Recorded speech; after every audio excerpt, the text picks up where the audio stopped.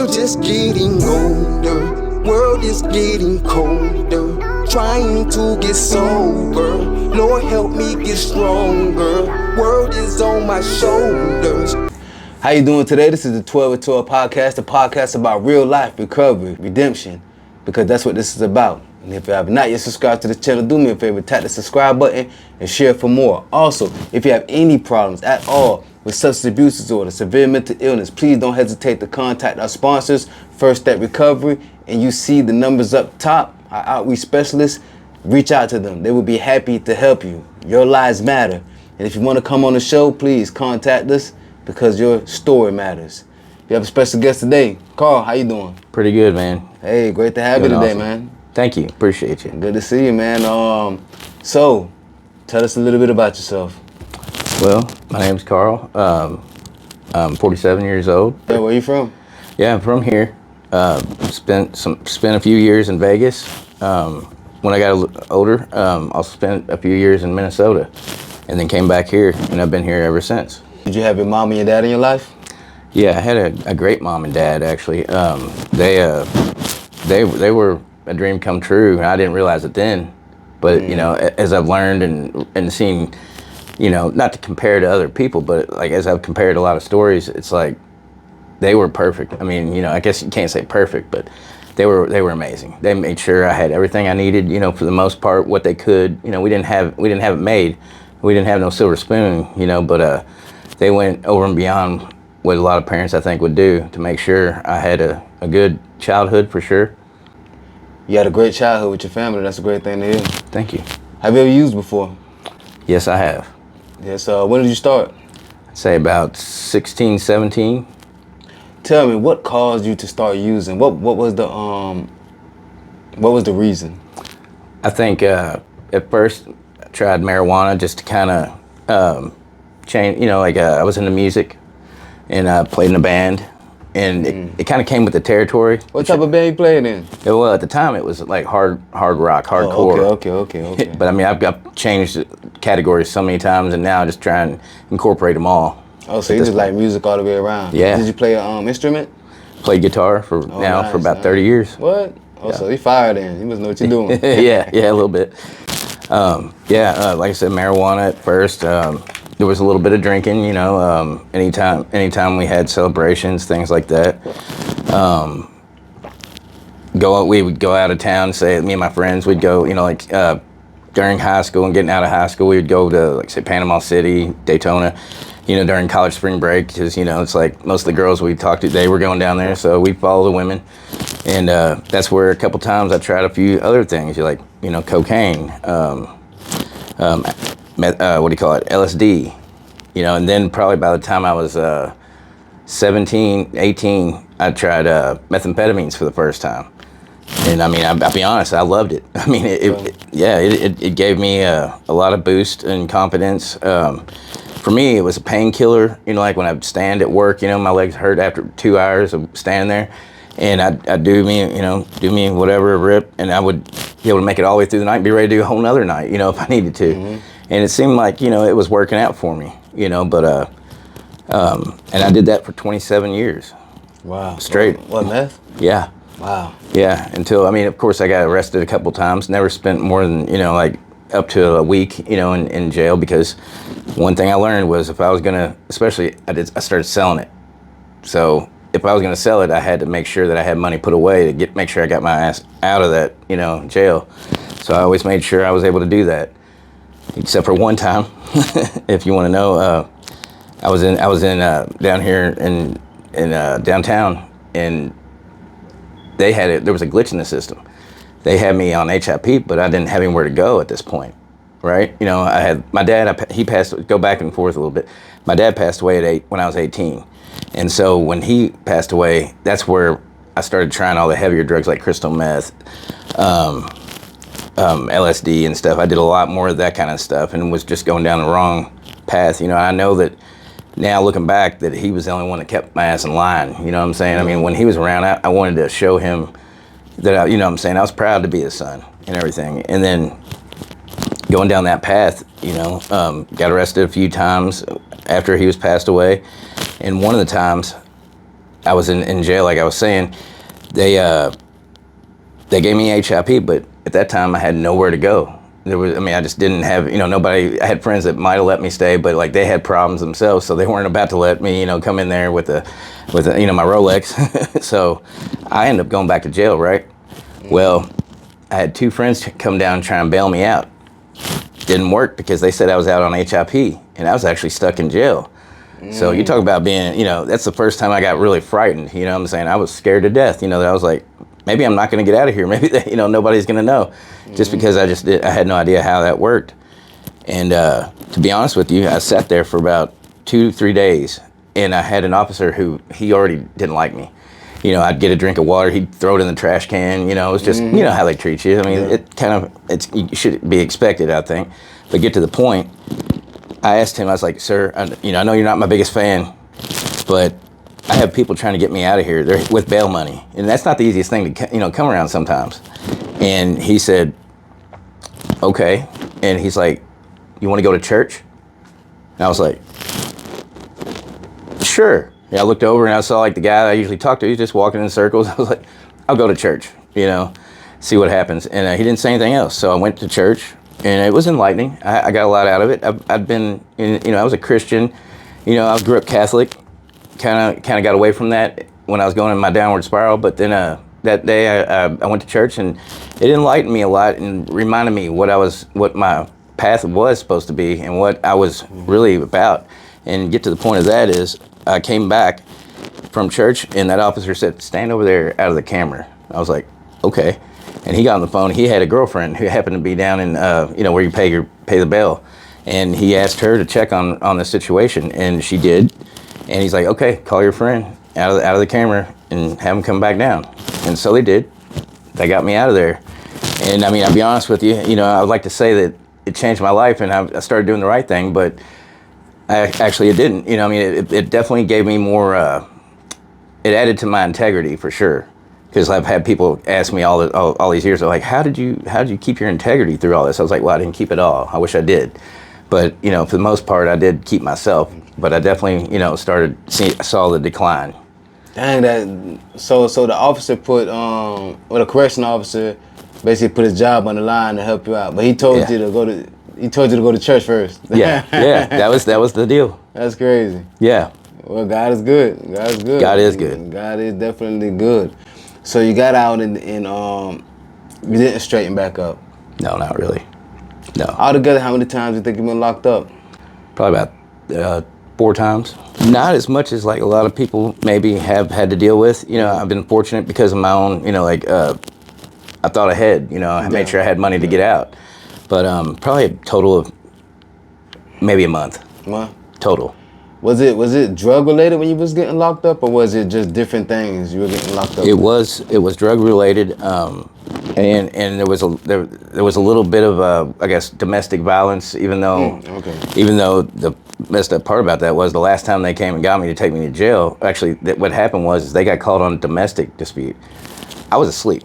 To be straight up honest with you, nobody was there at home with me. I was asleep, and 5 cops came in and they were asking me questions. They're like, who's fighting here? I was like, I have no idea, and they were looking at me like, okay, they searched the place, they realized that nobody had been there, and they apologized, and they went to leave.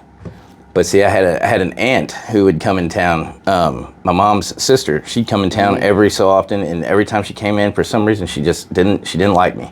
So my aunt popped up in her car, and as the cops were leaving, she said, hey, this guy does crystal meth. He's terrible to his mother. He's terrible to his family. What? Hold on. What? Did your aunt have a problem with you? Because why would she do that? She always had a problem with me because, my grandfather showed me a little bit more attention than like some of their, the other grandkids. And so she's like the wicked aunt. Yeah, I mean, she really did. She really did. I mean, she had it on for me. And she told them to go back in there and said that I was a terrible person, basically. And they came back in and they found my backpack, which it had everything that, if you were a cop, it had everything you'd want to find, They came back in and I was sitting there, I was just like, oh man, I thought I just made it, And they come in, they found crystal meth, they found marijuana and they found pills, right? Yeah. But I mean, did you ever find out whatever happened to that call? Like it just It was her.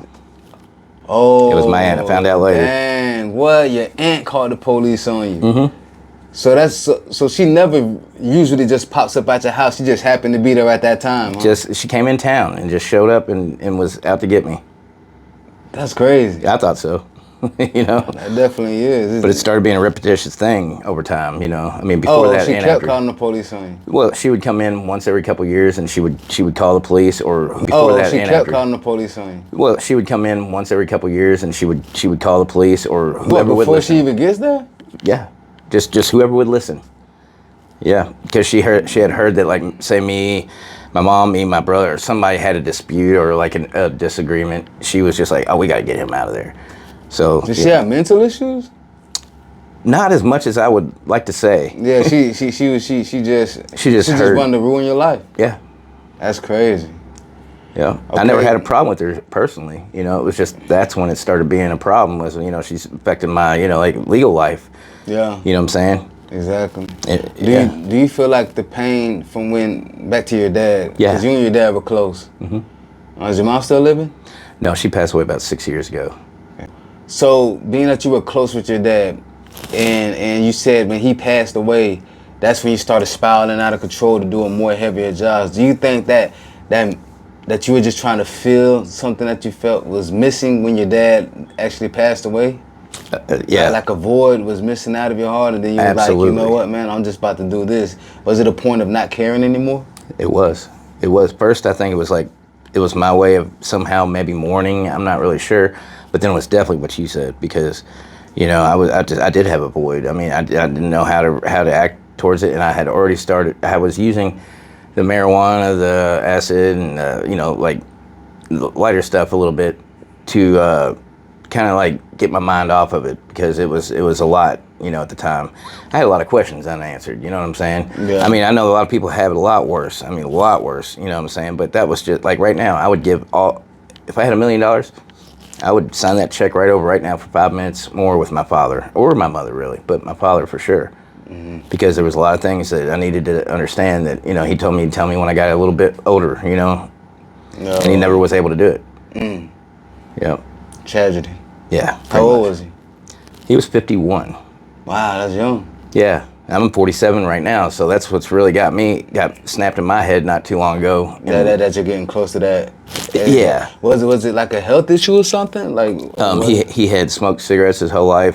He had COPD. He had emphysema. Man, that's horrible, man. My granddad passed of COPD, and my uncle died of COPD, and Damn. my uncle's like in his 50s. Yeah. Oh, yeah, he was like in his 50s. It's a scary thing, man. Yeah, my aunt, she died 50 years old with heart issues. You know, it's just man, life is precious. We look at time. You might look at time and be like, yo, you got forever. You don't. You don't have a forever. Don't let people. I like to say, don't let the devil lie to you and tell you got forever to do what God has you on this earth for. You don't. That's right. You don't have all the opportunities, people, and even though we look at it as, you know what, 50 years old is young, I was just telling somebody this, that the average lifespan for a human being is between 73 and 75 years. Yeah. So when you are, it's not middle-aged 50 years old, because, you know, people aren't statistically averaging living to be 100. They're not. No. 73 to 75. So when you get about 35 years old, you know, 37 years old, things like that there, you're halfway through your life, statistically. Make it to 80 and things like that there, you're highly blessed and favored. Every day is highly blessed and favored, but when you're that age, just know you're statistically, it isn't me just talking, statistically, you're halfway through your time's halfway through on this earth. So when people say, oh man, 30 years old, still young, 40 years old, still young, and, you know, we just say that because, you know, we would love to see people live to be, you know, reach that 70-year-old age and things like that there. But the truth of the matter is, once we hit the mid-30s, man, time winding down real fast. Man. Real fast. It's a true story. You know, so people take your time. Every second you have with your loved ones, every second you have with your friends, it's it's precious, man. Man, You know, it really is. it's also it's also precious to forgive. A lot of times we'll hold things against people, you know, and I think the good thing is that you did have a good time with your dad. You know, Yeah. your dad was there. He was. I see so many people who loved ones passed and they still hold a grudge. Yeah. I mean, and I can get it. I understand it, you Yeah. know, because they may not have even got some of the things I got out of it. And, Yeah. you know, sometimes I feel like, man, you know, I'm so down about what I lost out on. But, you know, then I have friends that, you know, they didn't have, you know, half as much of that. And it's not that I'm better than them, because I'm not. I do hold on to that, though, now, that, like, what I did get. Mm-hmm. You know what I'm saying? And, I mean, it's like I said, I'd go back if I could. You know, if I had 5 minutes with them, it would make the world to me. Yeah.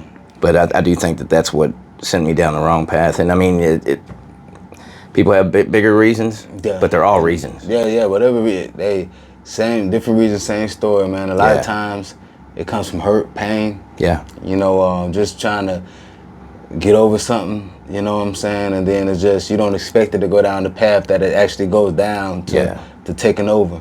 that's right. You have children? I do. I have a 6-year-old and an 8-year-old, boy and a girl. Wow. Are they still in your life?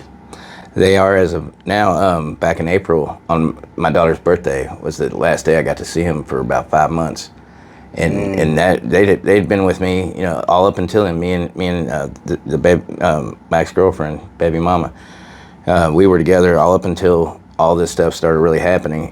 When CPS came into our life, you know, which we brought him in there, you know, pretty much. I've understood that now. No, yeah. Yeah, and I mean, you know, right from the get-go, I wanted to get him back, you know. But you know, there's a lot of things you got to do to make that happen. Mm-hmm. And I will say this much: Family Recovery Court, FRC, is a blessing. You know, and I'm just hoping maybe some, you know, like what I'm doing with them. Are you familiar with Family Recovery Court? No. What it is right now is that, like, you know, you have your home court. That's where you go to family court and you deal with like the CPS workers and the judge, and it's a lot of basically making you feel like because you did wrong, which is understandable. But I had this woman named Mercury. She made a call and she got a hold of me somehow because we were dodging police, CPS coming to our house, you know, because we kind of got a heads up a little bit about them coming. And so we were ducking out the back, running to the park or whatever we had to do. And it was not good for the kids, but we were just trying to keep family together. And Mercury got a hold of me one day, just out of the blue. I answered and she was like, would you be interested in coming to Family Recovery Court? And I was like, maybe. What is it? She's like, we take you, if everything goes well, we take you out of your home court and put you in Family Recovery Court with us. We have our own judge, our own CPS, our own caseworker, our own peer support, all right there together. And we don't condemn you. We hold you accountable if you do wrong, but we praise you when you do well. And I mean, they are a blessing. Yeah. They say that they can get your kids back in half the time sometimes, you know. And I mean, I was just happy going from where, you know, in court where they'll trash you, they'll bash you, you know what I'm saying, for what you did, and that's part of it, I guess. But in Family Recovery Court, they don't do any of that. They are. You see them all running around back and forth when you say certain things, and they're trying to help you get you the resources you need. It's a timely process. I mean, it's a timely thing because they're going to be in my life maybe a little longer than normal. Mm-hmm. But the thing is they're helping me and helping me up every time I go in there, and I see them every Tuesday. Mm-hmm. But one thing I would like to say is that I've been really hoping that maybe I can inspire some other dads who don't have custody or think it's just, there's no, you know, I know a lot of dads have trouble. You know, I'm not saying all, you know, the women have it easy because I mean a lot of them have trouble too. But fathers, today's a new age where fathers are actually getting a chance to have some of the same rights. It's still tough for some people, but the thing is there is a lot of chance now with Family Recovery Court. If you can get into that, they will help you, you know, see your kids and get your kids back. I mean, I've signed with them about a month ago. 2 weeks later, I already had visitation. And I mean, I shouldn't neglect to say that both my kids, you know, I don't know how it happened, but they both came up positive for methamphetamines, and that set me down. I was just like, what happened, you know? You mean when they were born? No, when actually it was when they took them, basically. When they took them, yeah, they both had methamphetamine in their system. Yes. How old were they? 6 and 8. This just happened this year, yeah. No idea. Did the mom use? Both of us did. Both of you did? But like Could we it- would smoke. We smoked it. Smoked That was around? our yeah. And I mean maybe they ran through the room to go to the bathroom. We kept. They were in the front usually, and we were always in the back. But you know, I mean it there's a lot of ways it could happen now that I've learned a lot more about it. I just thought I was keeping them away from it, but apparently I wasn't. It's just no telling because kids see things, kids could get into things. Yeah. And then next thing you know, they done did something and you don't even know it. Yeah. And that was the scariest thing I've ever had to deal with, you know. And I mean, I felt That's guilt, crazy. shame, everything. You see that, people? It's good you're taking accountability. Oh yeah. But you have people who will sit there and tell their story. Plenty of them on the format. Please go back and look at them about how they would be at parties with their parents or whatever and their families, and they'll see them drinking and they'll go in there and hit the drink, you know what I'm saying, while they're taking it to the trash or do something like that sneakily, you know, because they're seeing their other people do it. Yeah, that's true. And that's why it's so important what you do to influence your kids, what you do to what you do in front of them. Yeah. And don't think you're hiding it as well as you think you are. You know, everybody's been kids at times and they done seen things their parents do and didn't speak upon it. So it's like, listen, if you're sitting there and you see, if you know you're doing something, don't bring it around your kids. Don't have any kids. Don't do anything at your house. Don't do it around it. If you're in the madness right now and happen to have kids, you don't need to be doing it either way. But if you know you're out there in these streets, you got an issue, you're addicted, you're an addict, you're down there, you're down at the bottom right now, and you have children, keep it far away from your children as possible. God, yeah. Keep it out of your house, keep it out of your cars, keep it somewhere else, but definitely don't keep it anywhere so your children can get it. Yeah. It's such a dangerous thing. It is. You know, and thank God that they actually are giving you a chance to actually get right, because a million things they don't. One thing I realized is that a lot of people who work the government for a while in the government, they, you know, it's not all bad. You know, a lot of people like to think that, oh, it's just bad, and governments always put certain laws into place for just to mess with people or this, that. Yeah. Nah, it's just because they see people doing this and then they have to make a law for or enforce it more. That's so true. You know, it's kind of like with it's like at a job. Your job might have certain rules. Yep. And then rules happen to change. And then they happen to change again. And then change again. Now, your job might have been more lenient when you first started working. And then all of a sudden you're like, dang, why did it change from when it first started to 3 years later? Well, that's because they had 35 lawsuits. Yeah. They had 35 situations that caused them to make those 35 new rules. Yeah. You gotta dress this way, you gotta look this way now, you can't do this now, you gotta do this now, you did this. Now they're making all these rules. Why? Because they done went through trial and error over and over and over again on what they had to change. Yeah. In order to keep things running smoothly as possible. They do. And I mean, can I say one thing about that? Is that, like, man, it's like when you do a job, right? Mm-hmm. Say you work at McDonald's. I worked at McDonald's, you know. Mm-hmm. When I'm working, at least, maybe not when I started, but after I started taking it a little seriously, they made me a supervisor or whatever they did, you know. I mean, they wanted, you know, 100 cheeseburgers out that hour. Guess what? I'm going to make sure I do 100 cheeseburgers out that hour. So you got to think, put yourself in their position. If they had tell them, we need you to do this, this, and that, they're going to do the best of their job, like, you know, just like police, just like, you know. And it took me a while to really appreciate that because, you know what I'm saying, I mean, there's crooked people in every category. There's good and bad, you know what I'm saying? Yeah. And there's some that you can't really tell. But I mean, it's like to hate or to have hate, to be mad at somebody for doing their job, it's really bad because some of them are doing it, some of them aren't. Mm-hmm.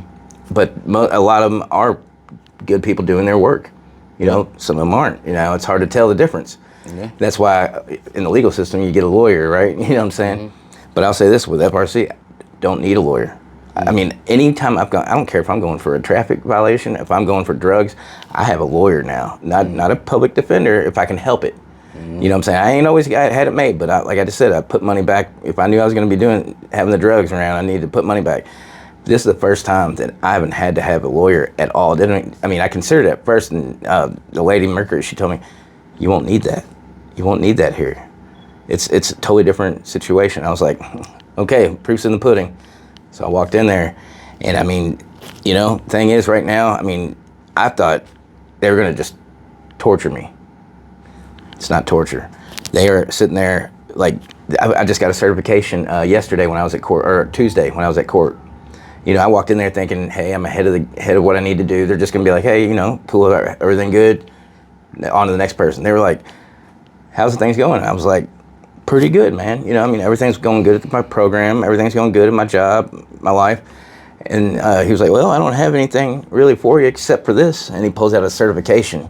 I just got a certification out of nowhere. I didn't even know it, Wow. for my first milestone. And, I'm saying, doing the work. And that's the thing. Nice. You do the work, you get it. You get what you want, pretty much. I mean, like I said, 2 weeks after I started, they were already giving me visitation. I get to go see my kids. And I'm a CPS worker. I actually love my CPS worker. I never thought in a million years I would say that because, I always had that other view of it. Yeah. But she's asking me, she's like, so when do you want to see your kids? I'm like, all the time. She's like, as long as there's somebody there, your sister, the grandparents that have them, as long as somebody's like around, I don't mind you going to see them anytime. It's just not overnight yet. I'm like, well, I want to see them every day. I want to have them every day. But I understand that it just doesn't come back like that. Yeah. So, it's a really good thing. I'm really loving it. It sounds like it. That's great to hear. I think it's paranoia. Back to what you were saying too. It's paranoia. But people sit there, and it's a bad way to look at things. It's a bad perception of how you look at things, and bunch everybody together in one group. Yeah. All police officers ain't bad. All doctors aren't good doctors. All lawyers aren't good lawyers. All judges aren't good lawyers. But they're not all bad either. That's right. You know what I'm saying? That's right. You got people a whole group of people who got the same color skin. Or everybody's this way or everybody's that. What are you talking about? What are we talking about? Each person are their own person. That's correct. We're our own people. You're a walking, living, breathing soul. Yeah. So you're your own person. That's right. That's basically what it comes down to. It doesn't matter if I look this way, talk this way, whatever. I'm my own person. I got my own decisions. Everybody's not gonna act like me. I'm not gonna act like everybody. That's right. Certain things might remind you of certain people, but it doesn't mean that I'm the same way or gonna make the same decisions. That's right. And that's the wrong thing you could do. And if you have that perception, you miss out on a lot of opportunities. You miss out on a lot of growth in life, and miss out on a lot of good friendships and family that you could run across just because you're hateful of this group of people. You're hateful for these type of people or that type of people. Totally true. The thing they got to change. So you get to see your kids. That's a good thing. Tell me this. When is the time that you knew that things were getting bad with your using? Probably there was a few signs, but one that really sticks out is when I moved to Vegas. I had a friend, I was online with. We played a mutual game or something on Facebook. I think it was something just to pass the time. And in talking to her for about a year, I found out that she had a daughter. She was 7 years old, and she was having, I believe, correct me if I'm wrong, but it was like there's a category for opposite. Was it disposition, opposition? Gosh, I can't think of the name of it. In other words, where you tell her something, she has to do the opposite. I wish I knew more about it. Something going, okay. So you know what I'm saying? Yeah. But the point is, so I went out there. She asked me if I would help her. She just needed to be able to go to work. I had just lost my job because they were closing down, and I was supposed to be out the next month because the house was going to be sold. So I was like, hey, I'm not doing nothing. I'll go out to Vegas, She said she'd fly me out there, and I could stay with her. I was like, cool. I mean, we'll try it out. What the hell? Never been out any further than Chicago, out west. And so I flew on out there about a month later. What? Yeah. Oh, you wild. Yeah. You wild. You took that trip and you flew out there, just packed it up and like, yo, I'm about to move out to Vegas with this show that I just met on online. Yeah. With a game system. Yep. Dang, boy. So I mean, I went on out and I get there, and I wasn't catfished or anything. It was her, pictures, everything matched up. Her daughter was there, and we went out to eat. It was cool, and they showed me around town a little bit. I was loving it. We get back to the house, and we walk in there, and she's like, "You need to meet the girls." I was like, "Meet the girls?" There was 6 women in there waiting, and I was like, either this is gonna be the best night of my life, or I'm about to get rolled, or something. Yeah, something crazy about that. Yeah. Something's gonna happen. Something's about to happen. And come to find out, they were all working girls, including the girl I was talking to. Oh, so I was man. just like, oh wow, this has just turned into something else. And then they're like, we're having a lot of trouble collecting our money. So they asked me if I would be their skull crusher, somebody. Oh man. So I'm sitting here Sound thinking like to myself, basically something like a pimp. basically that's what you gotta control the money. it worked into that. Yeah, you gotta control the money. You gotta make sure it get distributed out right, and you gotta be the protection. Yeah, which a lot of protection. So they needed a pimp. Yeah, that's exactly what they that's crazy. needed. And I adopted at the time, I was high as hell. You know what I'm saying? So I adopted that whole thing and was like ran with it. Mm-hmm. And as I started getting into it, just trying to help them out, I started losing, I would say, a lot of I wasn't the moral police, don't get me wrong, when I moved there. Mm-hmm. I mean, I definitely was not, but at the same time, I realized that I was changing quick. You started becoming a real pimp. Yeah, basically. Yeah, that's pretty much what happened. Cause now you're looking at it as these aren't just women. This is property and this is business. Yeah, absolutely. You know what I'm saying? No, it was. Now I gotta collect this money. I gotta do this. It's basically, hey, this is a business transaction now. Yeah. It's no longer you're just sort of, listen, I need my money. I need to do this because I'm doing all this here. So now it's transactional, and now it's all business. Yep. And I mean, that's where I fell into, I also had a new problem, gambling. And with the gambling, and the money I was making, I mean, I was doing better than I ever have, like money-wise. But spirit, Bro, I was destroyed. And I didn't even see it. I thought I was having the best time ever, and I mean, and for all intents and purposes, at the time I was. But as, knowing what I know now, I can see where it really took me, amped my level of use. I mean, I had to take care of having what they needed, drug-wise, because they all, needed coping mechanisms. Got issues, yeah. Yeah, so I mean, it's like, where drinking still isn't the biggest problem for me. It was more the heavy drugs. But when I was there, it was drinking every day. I mean, it was like, because a couple of girls, that's all they did.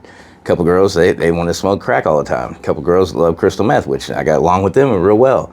And a couple of girls, they liked the, heroin. And fentanyl wasn't really an issue yet. This is 17 years ago. And so get to the point, I mean, like I was, I'd go and, I'd have to rough somebody up, I mean, I did my job. And I'd get money, and a lot of times I even had drugs and stuff like that. Then it got to the point where the girls were basically like, they weren't really wanting to put out, they were wanting to go out there, get them sucked in, and get me just to come in and rob them. So you see where it turned from me. I was still doing, the pimp thing, but like now I'm sitting here robbing people. Now I'm just taking money that wasn't even, saying they were full of shit, basically, the girls. They started. And I can't blame them, because I used them for what I needed for a long time. So it gets real confusing at that time, because a lot of it, there's times I blacked out, from Xanax, because the girl I went out there with, I never really was a big Xanax fan, right?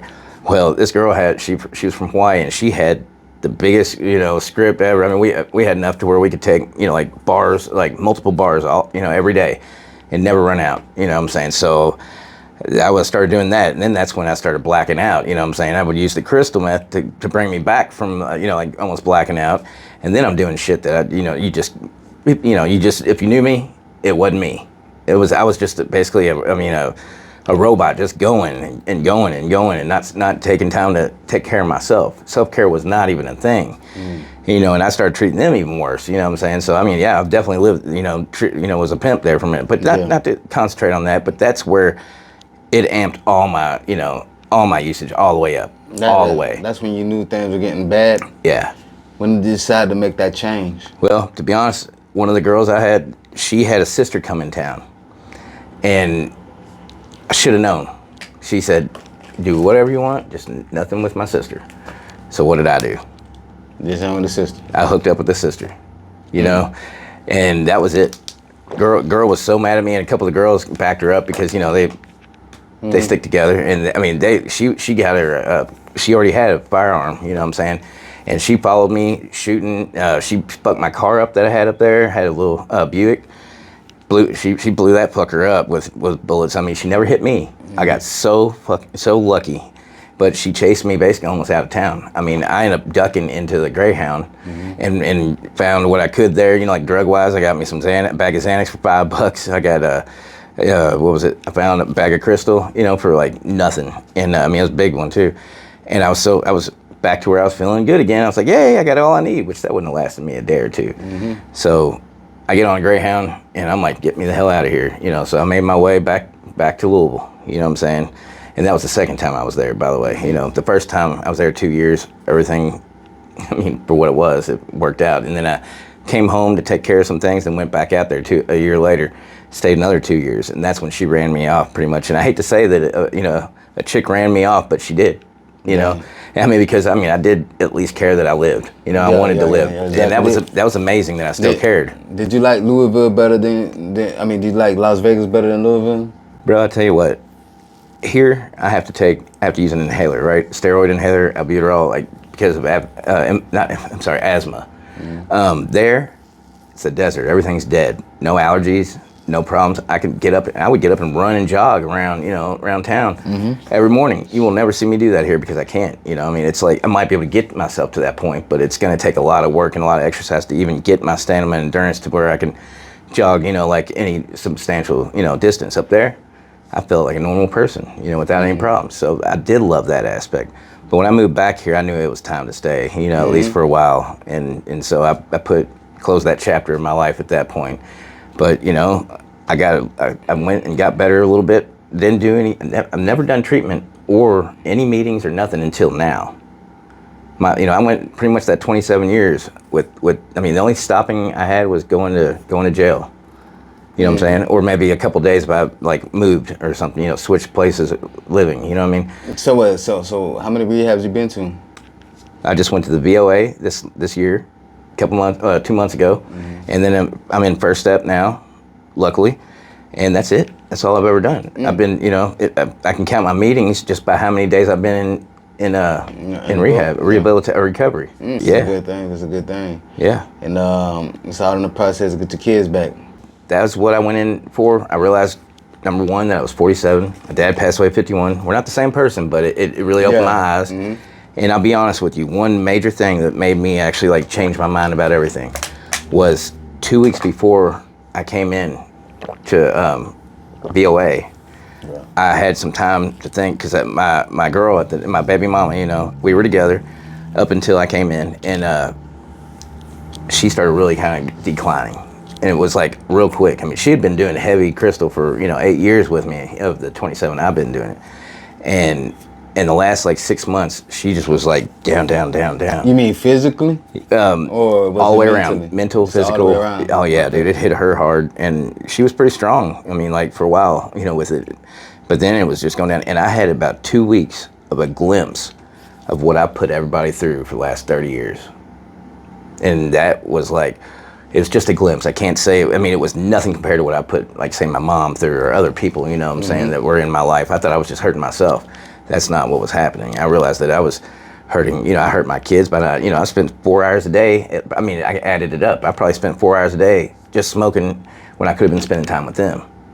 And that just blew my mind after, now sitting back, after the first 2 weeks of being in rehab, all those emotions and feelings started coming back that I've been doling out for 30 years. I didn't know I could feel it, and it was overwhelming. I broke down. I got up, I broke down, got myself back up, and then realized it was a learning process. But that glimpse of what I've been doing changed my whole frame of mind. I wasn't court ordered to come into rehab, not yet at least. I realized that something has to change. And then number two, it took me a month my girl, she went into VOA first. She went and right around Derby time this year. And she spent 2 days, and then she said she went in there prematurely. She wasn't ready. And I was getting ready to go in the next day. But I had to go get her, and then we had spent about a month trying to get us both on the same page again. And both of us, it wasn't just me, or wasn't just her. We were both having our issues, and I was it got down to where we had 2 weeks to a week before court. And I was I didn't know what was going to happen, but I was you know what? She's not going to do it now, I can tell. So I told her over and over, I'm getting ready to go in there. And it was rough, because she was I'm not ready. I don't want you to go yet. And I was I'm going. And she didn't believe that I was going in until about the time I was on the phone with the lady, arranging to be picked up. And she took off on her bike. I walked, the day I came into, this is kind of important, the day I went into rehab, that morning I had a guy who I knew for about a year. I mean, we had a mutual respect where we'd done a little business together.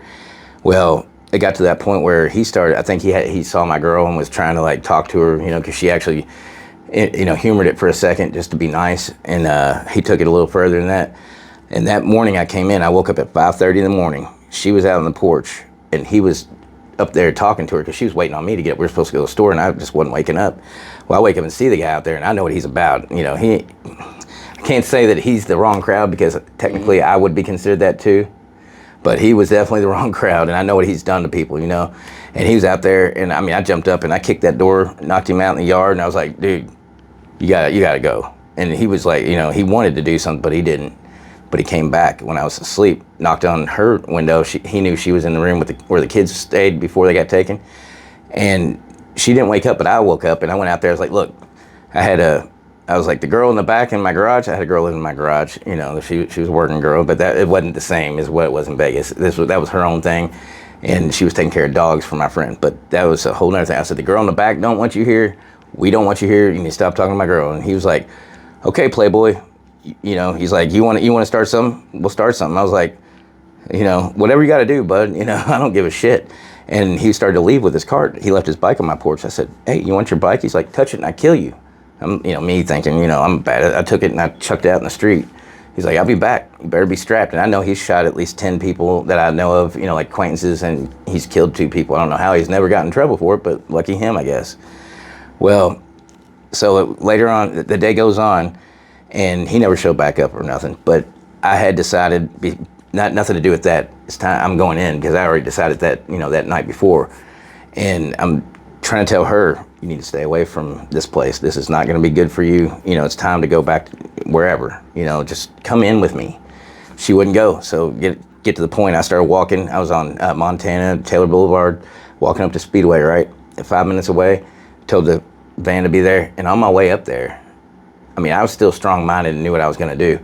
I had one guy stop me. Like, it was like people were placed in front of me, like on purpose, like some kind of divine or somewhere. Something that was out of, something not from here, it seemed, maybe. But I was walking up there, and one guy stopped me and was like, hey, your girl's got his bike. I'm like, I'm thinking, damn, she's going to get hurt. So then I keep walking, and I'm trying to figure out what to do. Another guy stops me. He's like, hey, I fixed that bike that she had, and I didn't know she had his bike, Now she's talking about keeping the bike. I'm like, oh, my Lord. So I kept walking, and right, a little bit before I got to Speedway, and this last guy popped up and he's like, yeah, she's supposed to meet over in so-and-so's garage. And I was like, that's a known cave, for, excuse my language, but that's what it, it's known for. And I was like, man, this is the worst. I don't know what to do. And I see the van pull in. And I'm like, man, I'm really getting tempted hard not to go. And then I turn around and she comes rolling up on the bike. And I said, baby, I love you. Can I get a hug? Something. She's like, she tells me this. She goes, I hope you're alone and by yourself, feel by yourself in there, when you go into rehab, because I'm not ready and I don't want you to go yet. I was like, baby, the kids did nothing wrong. It's time.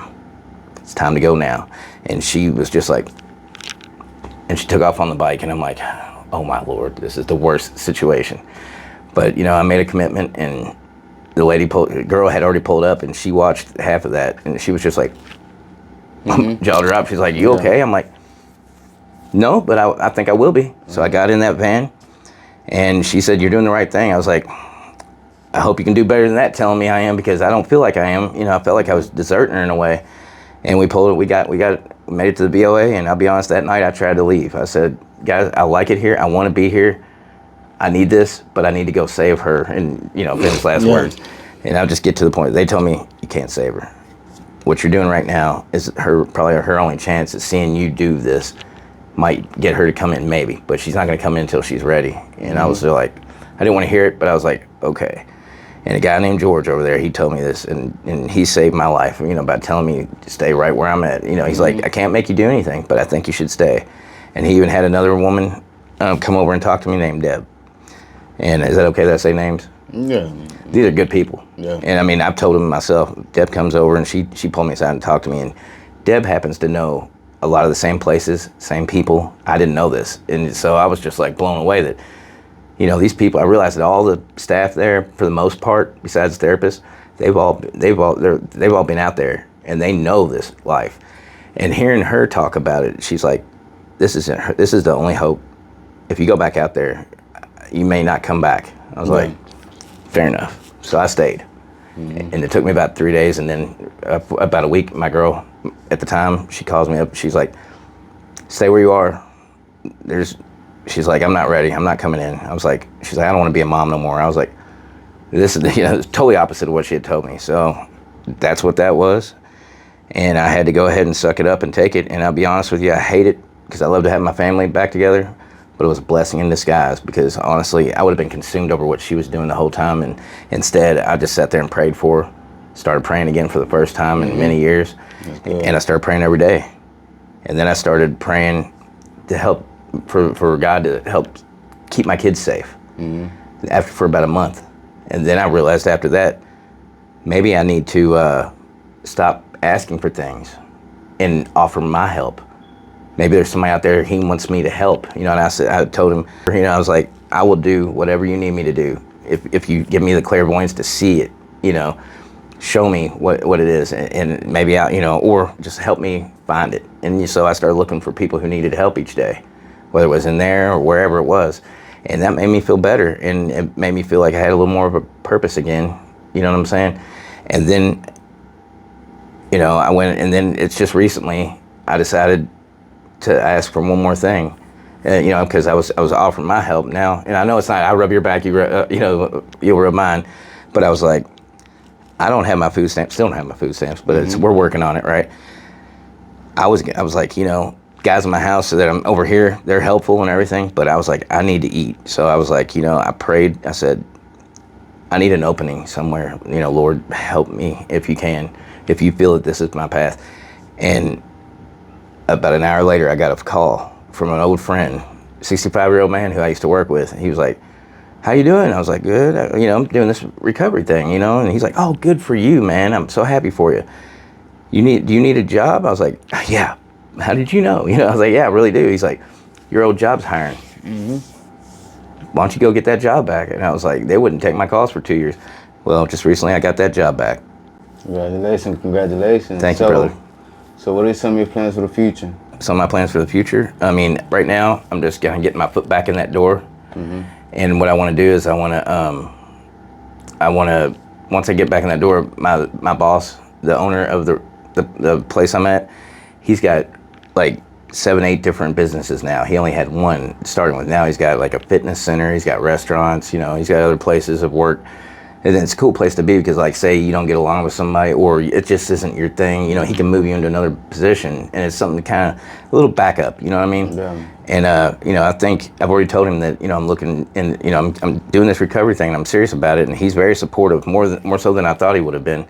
And he said he's going to think about different things we can do, maybe in the future here, so that, because, I mean, when I get closer to getting my kids back, I don't want to work at night. I want to work it during the day, so when they get out of school, I can spend all my time with them, and that's what I'm planning on doing. Whether the baby mama is in the picture or not, as of right now, she might not be, and I mean, all I can do is pray for her, But those kids are my focus and me, because at first I was going to fake it till I made it, but now my plan is I'm building my foundation again. 30 years I had a diluted foundation I thought was there, but it wasn't.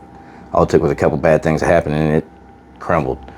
Now I want to take and build that foundation with myself. And I believe the kids will be able to fall right into it, and that's where we're going to go from there. You know what I'm saying? Praise the Lord, brother. Praise the Lord. That's good to hear. Man. You heard the story.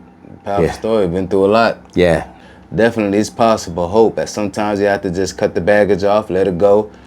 You got someone who's trying to lead you down the pathway. God, He is leading you He's leading you in another direction. Yeah. He's leading you in His path, which is the path of righteousness. He has plans for us. He wants us to prosper. That's what it says inside of the Bible.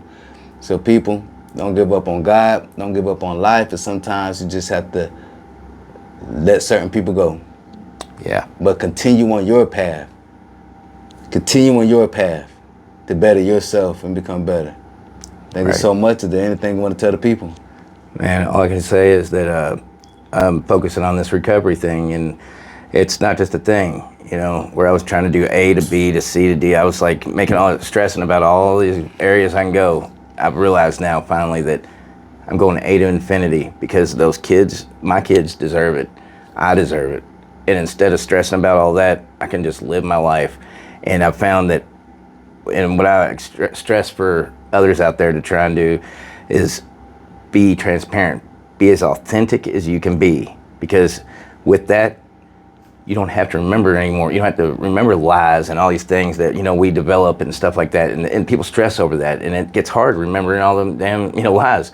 So if you're authentic and you are honest and transparent, things fall together the way they should be.